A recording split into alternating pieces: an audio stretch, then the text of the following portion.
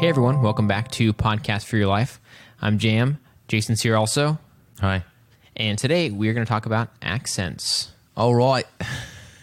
Nudge, nudge, wink, wink, say no more. Accents, not just meaning other countries, but also just the fact that there are regional accents too. So It's true. Although you could say that if you broke up the U.S. into the size of other countries, it would make perfect sense. that's a good point. Accents, yeah, so like not just what you're saying or even the language you're saying, you're speaking, but the, I guess, style or tinge of something that is also present in how you speak. I would describe accents as common vocal sounds from a specific country or region. Because there are a lot of people who are from a specific country or a specific state who don't sound like the rest of their state. And it could be for a multitude of reasons. But I know there are also people who, like, they're born and bred in Boston and they don't have a Boston accent. So I don't really know how. I think family, like who you grew up with, has a lot to do with it. Yeah. So my parents, or I should say my mom's side of the family, comes from New England, specifically the Massachusetts area. And my mom's parents had very strong Boston accents, and her family members, like her two older brothers who have lived in the Massachusetts area their whole life, have pretty noticeable Boston accents. Yeah.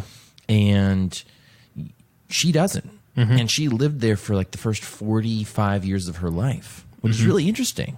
Now, can she do one if she wants to? Yeah, she could probably do it better than the average person. And there are even some times where you kind of hear a little bit of it come out. But I grew up there for the first 8 years of my life, and I never had anything. I could probably also imitate one of my family members from that side of the family, but I don't have an accent from here. I wish I did, because I think it's pretty great. Do your best Boston accent. Hey, you want some chowder? It's full of that New England flavor. I think that was from a Sam Adams commercial that came out recently. Oh, perfect. Thank you for indulging me. It's wicked raining outside. I sort of agree with your definition of accent, but I think everybody has an accent. Okay, so say we grew up in the same place, both spoke the same language, same region, everything like that. We would speak a little differently anyway, just because everyone's different. Yeah, everybody's going to have a different voice, obviously. Yeah. And so I think accent is the best word for that, to like kind of say the uniqueness with which one speaks. However, there are regional similarities, country similarities, family similarities or whatever, because otherwise there's not really another word. So it's like even the word accent is used if you were to talk about, redoing your home or painting. It's like, oh, there's these accents of this. Yeah. It's kind of like this layer at the top that doesn't change the way the communication happens, or it doesn't even really change the sounds of the words to a degree where they're like completely different words. It could in writing, but not in talking. Yeah, like in talking. But it's like it's referring to that layer of texture almost instead of really affecting the really meat of communication. So I think everybody has one. Flavor. Accents are flavor. I think that's good. It's a flavor. It's a flavor. It's a flavor. I'll stop putting jimmies on your ice cream when you start treating me like garbage. There you go. That was good. That was actually bad. Jimmies? What are jimmies? Sprinkles. Yeah. Oh, that's another thing about accents that I think help people figure out, like, where's this person from is specific words. So maybe this comes down to more of like dialects for your life. But which is probably a whole other episode. But or slang. So sometimes you can figure out where a person's from based off of their accent and like words they use, like supper instead of dinner. Yeah. And so that just kind of is like, oh, interesting. Not only do they have that accent, but they also use common words that are popular up there. Yeah, it's interesting too, because there's a lot of times where, so I think, whatever, culture you're in, what accent you're used to being around or whatever, I've heard people say like, oh, I don't have an accent or whatever. And they'll think, especially this comes up a lot when you're talking about British accents, because those that are the most compared between, British and American accents speaking the same language, English. Yeah, any English, really. Yeah, any English. But many times people will say like, oh, your accent, and they'll refer to someone who's British or someone who's from South Africa or Ireland or whatever. and we almost think that we as Americans don't have an accent, which is just not true. We have an American accent, Right. and we kind of have a little bit of a one-way street going on when we talk about accents sometimes. Yeah. So It very much is a one-way street because, and I learned this the real life way in Namibia, which is in South Africa.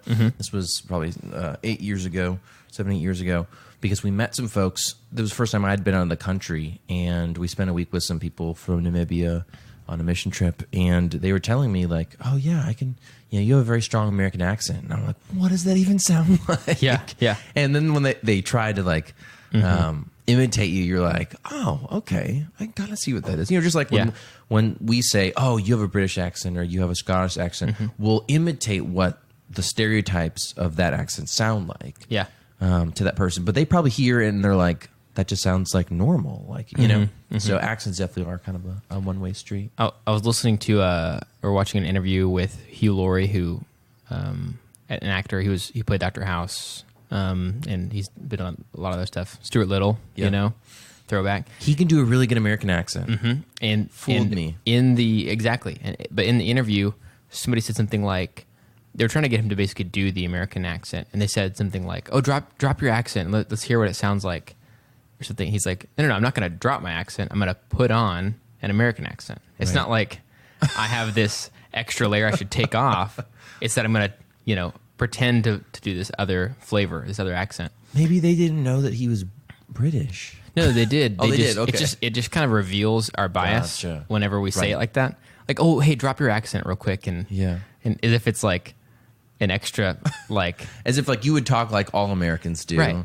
Well, I think we think of it like, okay, British people have an extra flair to their speaking, Sure. that they add on top, like it's like extra like layer of peanut butter or something that they spread on top, and it's like no, that's just we also have that.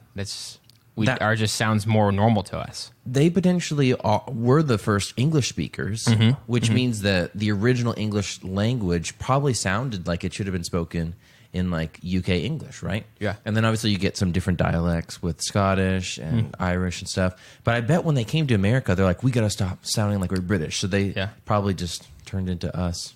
So I grew up in West Texas, or as I like to say, cowboy country, and a lot of very classic, exactly what you'd expect Texas accents there.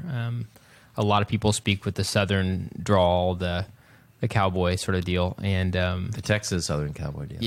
yeah, right. I mean, there's like, I guess the South has an accent overall, but Texas has its own version of that, and it's tough too because a lot of times people assume when it comes to accents. So, for instance, depending on where you're at, having a southern accent can sound more hospitable, which is great. People kind of assume, "Oh, you're nice" or whatever, but they can also, I've noticed there's a tendency, depending on the circle, to assume that if you have a southern accent that you're less intelligent, like it's that weird. you weren't as educated in some way.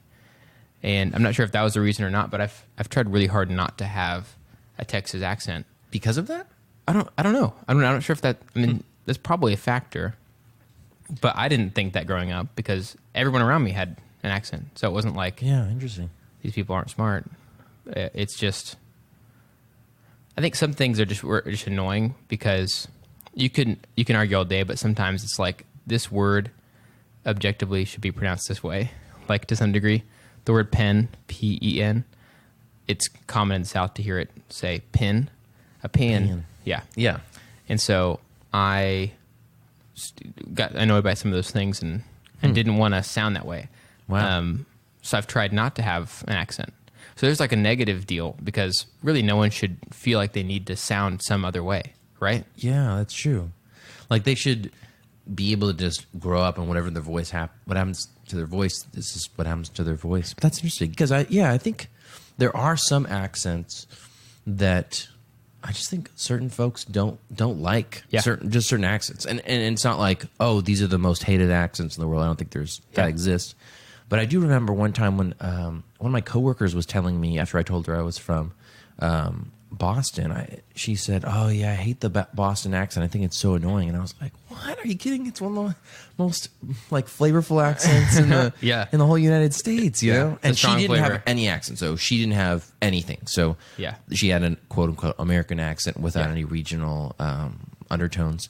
Yeah. So it was like, "Why? Interesting." Mm-hmm. So I think that probably kind of proves your point that like there are people out there who are like, okay, Yeah. I have to make sure really hard I try not to say y'all, or I try not to Yeah. sound like I'm from Texas because of blank, you know? Yeah, or just feeling self-conscious. Like, one time I did a voiceover for a video, and Jason would always make fun of me because there's this one part of the video Right now. that sounded, it wasn't that bad, but it sounded like the average, like you could probably tell I'm from Texas because of it, but it wasn't on purpose, and it wasn't like a caricature. It was just normal. But because I'm self-conscious of it, every time Jason brought it up, I basically almost poured my coffee on him. It's So- great because I'm like, oh, right now.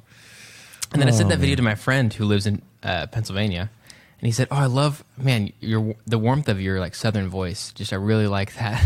And I was like, "Dang it, no, there's not a Southern voice. It's just a regular voice. It's not." And so that gets back to the whole main point about accents. Is I think they really are based off of your perspective, because I think I'm pretty good at picking up where folks are from if they have any kind of subtle undertones. But I think it really comes down to like people, because like my wife is Mexican, and a lot of people have said, "Oh, you sound like French," or "Are you from just random places that aren't Hispanic?" Yeah. And it's like, what the heck? Yeah. Where did you get that? Yeah. Like, no, she's clearly Hispanic. But my dad speaks Spanish, but he grew up in South America. Yeah. But he'll talk to people in Spanish who speak Spanish that are from Mexico, and they can hear an accent within Wow. Spanish, Yeah. which makes sense. Yeah, It makes complete that makes sense. sense. But it's mind blowing because I don't speak Spanish. So the idea of someone speaking Spanish and me being able to pick up on An accent, right? an accent, yeah, so they can tell. It is and- possible. Yeah, and it probably doesn't help too that now he hasn't lived in Bolivia in such a long time. Yeah. and so even if you talk to Bolivians, maybe they would say, "Oh, your Spanish has gotten very American." Now, who knows what that would sound What does like? American Spanish sound like? Oh my god. Yeah, it's just crazy. It is. It is really interesting to listen to other languages and pick up on their dialects. So, like Spanish, for example, you've got Spain Spanish, which is going to sound different than Mexican Spanish, Dominican Republic Cuban Spanish, South American Spanish. When I went to Guatemala last October, they have a special way of speaking Spanish. It's a little bit slower than some of the other countries.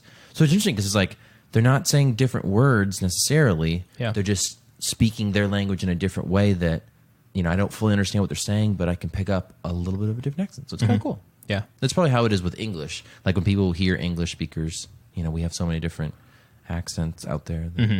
It's interesting. So what's the verdict on accents? it's tough because if I think about myself, I'm like, no accent, like that's the goal. But when I think about hearing other people's accents, I really enjoy it, and I think it's cool, and it shows that we all have different places we've come from, and families or regions or even countries, and so I think it's good to show that and appreciate that. You do have an accent, though. You just you have an American accent, but Yes, But right. you're saying you don't want an American sub-region accent yeah. at all. Right. If you could choose one, though, what would you choose? If I could pick an accent, anywhere in the world, yeah. maybe Canadian, because it has the benefits of like the Southern, like, oh, you're nice, because everybody thinks of Canadians as like really nice. That's the stereotype. It is If I a had a stereotype. Canadian accent, it would be the pluses of a Southern accent without the negatives that sometimes people associate. So I love Canadian accents. They're so much fun. I love them. They're so sorry up there. I have a friend who's from Canada, and it's great.